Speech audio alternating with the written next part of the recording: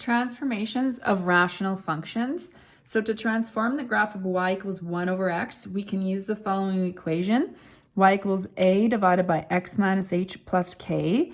This really comes from a being the coefficient out front times the reciprocal of 1 over x minus h plus k. So of course, if I multiply the a through the brackets, we just write a in the numerator. So a is the vertical stretch by a factor of a. H is the horizontal shift. Now, if we horizontally shift a graph of y equals 1 over x, your vertical asymptote will slide horizontally as well. So you're going to have a vertical asymptote at x equals whatever that h value is. So that can help us. And then the k value is the vertical shift, which means if I move the graph up or down, my horizontal asymptote will move along with it. So the y equals k value will be where my vertical shift is. Now we're going to apply this. Oh, I should mention, you might be thinking, where's there a b value? Technically, you could have a b value in the denominator and it factored out, but we have different strategies sort of when we're graphing this, so we're just going to have a and h and k values when we're looking at these equations. We're going to focus on vertical stretches first. So when we have y equals a times 1 over x, again, that'll be written as y equals a over x. So example 1, we're going to graph y equals 1 over x graph first, just as a review so that we can compare it when we move on to these other graphs.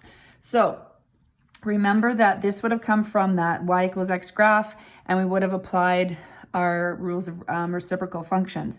I'm hoping by now it's a little bit familiar to see that shape, and that you would remember that the x-intercept, or the non-permissible value, it was an x-intercept before it was a reciprocal, would mean there's a vertical asymptote at x equals 0, and you're going to have your horizontal asymptote at y equals 0 as well.